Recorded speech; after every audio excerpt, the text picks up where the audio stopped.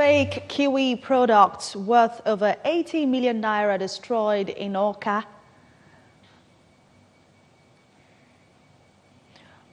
Awka South local government area begins to relocate roadside traders at Owapwel Cable Building Materials International Market to Umobu. Imo State Governor Okorocha suffers setback in certificate of return case as Justice Abang holds proceedings. A few hours after India Prime Minister Modi was returned elected in a landslide victory, Pakistan announces new test of missiles. Hello, welcome to Morning News on ABS Television. I am Ifi Arono. Now the detail. Fake kiwi products worth over 80 million naira found to be imported into the country have been destroyed on the orders of the Federal High Court in Awka. Prior to the enforcement, the court presided over by Justice Bature Gafai delivered the judgment on 18th April 2019. Our correspondent, Ejike Abana, has the report. Products were contained in 6 lorry loads of cartons of kiwi shoe polish with over 500,000 tins. The court, with the help of the police, other law enforcement agencies and the Standard Organization of Nigeria, tested the products and declared them as fake, after which they were confiscated. The judgment was on 7 persons with different company names. The enforcement team took off from the Federal High Court, Awka, where the goods were loaded to the waiting trucks for onward conveyance to the outskirts of the town, where they were set on fire.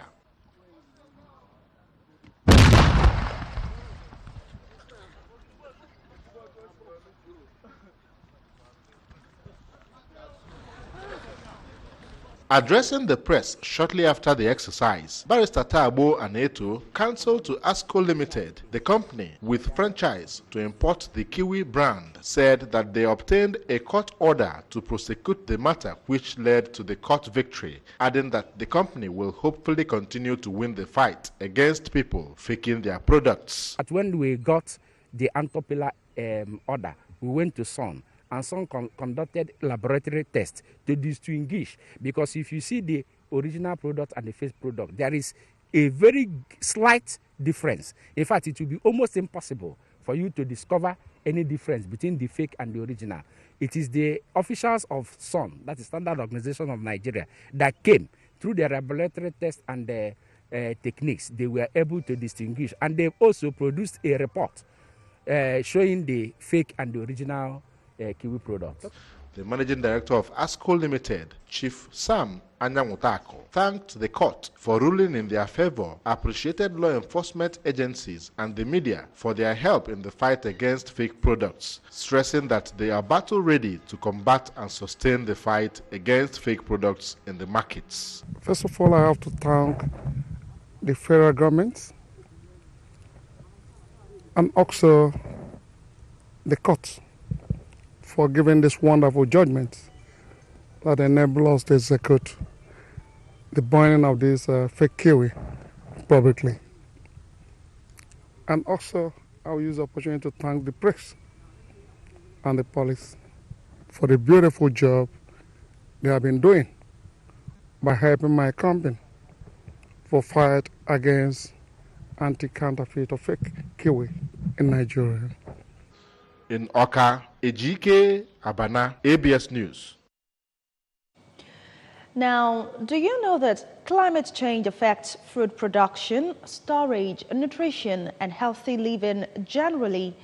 Have you also paused to ponder the effects of climatic conditions on drug production and storage, as well as social well-being? Yes, experts at a one-day media roundtable on climate change organized by the Center for Sustainable Development, Nnamdi Azikiwe University, Awka, in collaboration with the International Federation of Women Lawyers Nigeria, Anambra State branch, held at the university's main auditorium. Drawing attention to these issues, correspondent Chibuzo Okoye attended the event and he filed this report. Climate change is significant changes in global temperature, precipitation, wind patterns, and other measures of climate that occur over several decades or longer. According to a professor emeritus of chemistry, Nnamdi Azikiwe University, Oka, who is equally the keynote speaker, Professor Ikenna Onyido, climate change is one of the most complex and urgent problems facing humanity. And if urgent, drastic, and pragmatic steps to stop the menace is not taken, the problem will continue to exacerbate for generations to come, as the havoc and damage already done is alarming. God created the heavens and the earth, created all the animals, the ecosystems. Our activities, and especially the greed of the West, have completely altered this planet. The Anambra State Commissioner for Environment, Architect Michael Konwo, explained that the Obiano administration has put policies in place to checkmate the adverse effect of climate change in the state, and revealed that Governor Obiano went further to establish climate change desk in his office in order to ensure that the state is safe from dangers associated with climate change.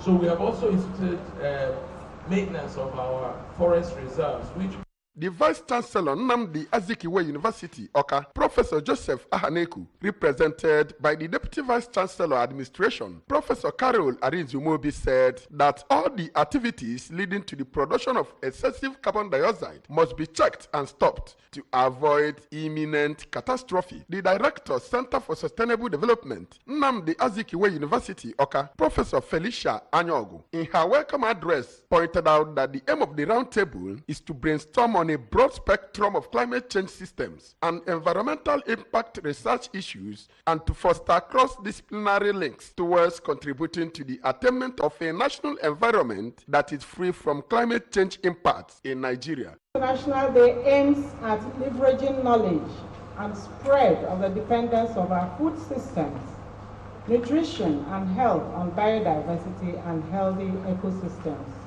The Anambra State Chairperson, International Federation of Women Lawyers, Ms. Chinwe Obianyo, gave goodwill message at the event, while Professor Stella Okunna spoke on the role of the mass media in combating climate change. A renowned cardiologist, Professor Gladys Ahaneku, talked about climate change on the health of the heart, among other numerous speakers. The one-day media roundtable on climate change has its theme as communicating knowledge on climate change information for sustainable decision-making in Nigeria. From Nnamdi Azikiwe University, Oka, it's been Chibuzo Koye for ABS News.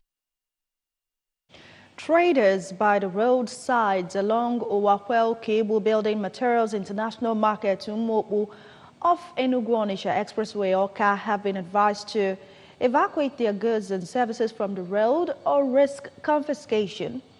The Oka South Local Government Area Chairman, Mr. Leo Nwuba, made this disclosure when he paid a sensitization visit to the market to intimate them on the dangers of trading on the road. Correspondent Chibuzo Bidike filed in this report.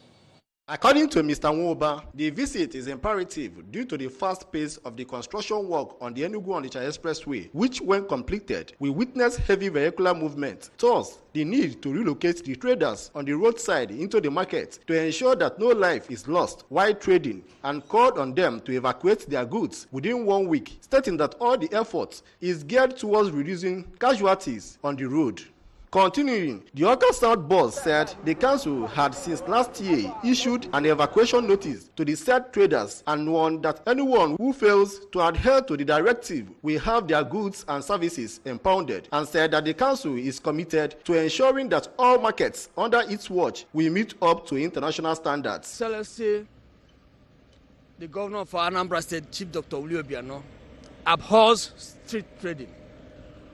And as far back as last year, I've given a note of warning to these people who display their products along this express road, for them to remove all these things in the interest of their life. But it appears as if the warning sounded on a deaf ear. So today, we have come to issue them the final warning. In fact, I've given them 7-day ultimatum for them to remove all these items and move inside the market. Yes, because inside the market, we have enough space there that will accommodate them. Anybody that needs their product, we'll look for them. On his part, the President General of the market, Chief Chukwudi Nwankwo, assured that the Market Association will group the traders into sections according to the products and services they offer, as the directive is for the welfare of Anambra. You can see we have so many shops inside the market built by people. And those people outside there, if they request for a place to give them in order to accommodate them inside the market, we can look for a place for them so that they will be accommodated inside the market. From Umobu, in Awka South Local Government Area, Chibuzo Obidike, ABS News. And in continuation of the clampdown on illegal revenue collectors in Anambra State, the dispatch task force team of the Anambra State Ministry of Trade, Commerce, Industry and Wealth Creation has apprehended one Mr. Mekeze who specializes in extracting money from junk carrier drivers. The suspected illegal toll collector was nabbed at the Onitsha bridgehead, where they use as their operational base. Correspondent Valentine Mbadoga filed the report, taken from here. Speaking on the arrest, the Anambra State Commissioner for Trade and Commerce, Dr. Christian Madubuko, regretted the constant cases of illegal levy collectors in Anambra State, but vowed that his ministry will remain resolute in capturing and prosecuting offenders. You know, this money has been extorted from our own people.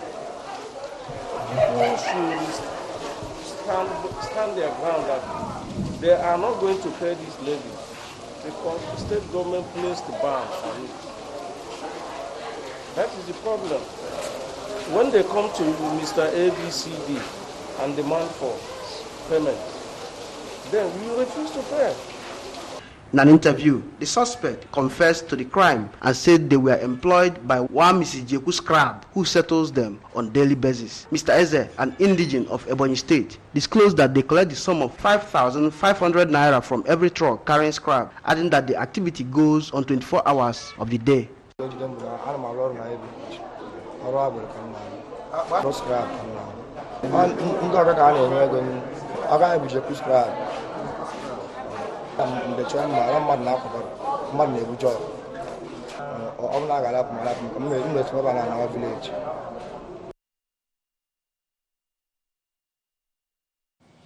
Away from that, a cleric, Apostle Michael Okonkwo, has reiterated that marriage remains a union between a man and a woman, instituted and ordained by God for man's lifelong companionship and procreation. The cleric, who is a priest of Faith Disciple Church in Or, reiterated this during the solemnization of holy matrimony between Deborah Emmanuel and Chiemeri Okoye Ogochukwu Keke, attended the event and filed in the report. The event, which held at Umaworo, attracted people from all walks of life, hosts of bishops, prophets in Sabbath Church, in-laws and others. In a sermon, Apostle Okonkwo charged the couple to embrace God, tolerate and trust each other, as well as be united in love for lasting marriage.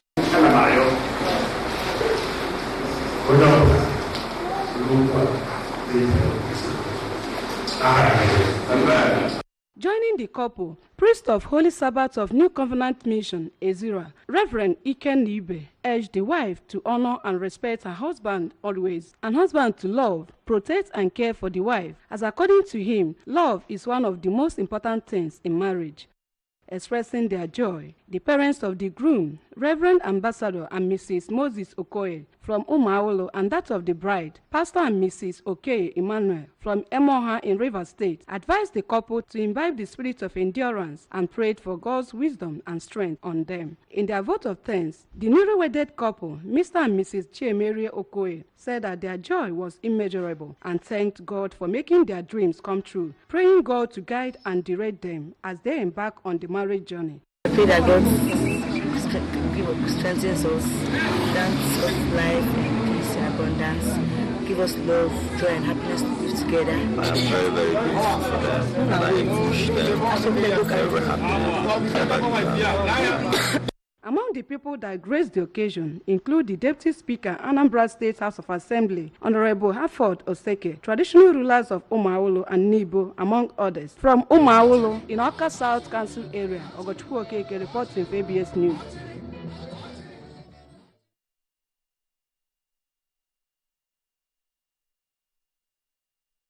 Pleasant moments. And of course, you're still watching Morning News on ABS television. Still to come, Imo State Governor Okorocha suffers setback in certificate of return case as Justice Abang halts proceedings. And a few hours after India Prime Minister Modi was returned elected in a landslide victory, Pakistan announces new test of missiles. The news returns shortly. Anambra State go better. If you pay your tax, Anambra State go better. For good road, hospital, electricity, and good schools, help government to help you pay your tax. Good road, good school, better hospital with medicine, light, water, all these things, we dey like am. Our people say soup wey sweet na money. Government dey do im own to make sure say all these things wey we need for Anambra State say we get am, but we get our own part of work. Now, as good citizens of Anambra State wey dey like better thing and wey love Anambra State, we supposed to pay our tax. Tax no be money wey we dey dash government no be money wey we dey throw in. Tax na our own contribution to the betterment and development of Anambra State. So, pay your tax today. Anambra State go better. Make you dey pay your tax, Anambra State go better. Welcome back to the news. Governor Rochas Okorocha of Imo State has suffered a setback in his bid to compel the Independent National Electoral Commission (INEC) to issue him a certificate of return as a senator-elect for Imo West Senatorial District before the expiration of his tenure on May 29. The Federal High Court in Abuja suspended further proceedings on the suit he lodged against the electoral body to await the outcome of an appeal that was filed by the senatorial candidate of the All Progressives Grand Alliance, ABGA, in the election, Chief Osita Izunaso. Justice Okon Abang, who adjourned further proceedings in the matter before him, said he received affidavit of fact dated May 20, which Izunaso, who is the third defendant in the matter, filed to notify the court of the pendency of his appeal. Izunaso had gone before the appellate court to challenge the decision of the High Court to assume jurisdiction over the case Okorocha brought before it.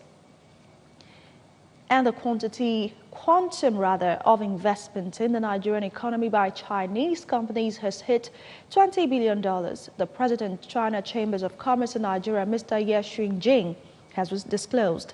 He explained that the 160 Chinese firms operating in the country had also employed over 200,000 Nigerians, noting that the companies were promoting what he called the people-to-people cultural diplomacy of the Belt and Road Initiative of the People's Republic of China in Nigeria.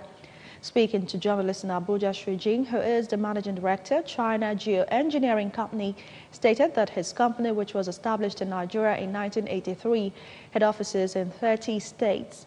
He said the CGC, a construction firm, had faced and surmounted various challenges, adding that the improved infrastructure development in the country, however, was encouraging many more Chinese businessmen and firms to invest in the Nigerian economy. And in foreign news, Pakistan's military has said it successfully conducted a test of its surface-to-surface ballistic missile capable of carrying a nuclear warhead, a day after the country's foreign minister reiterated an offer to India to resume peace talks.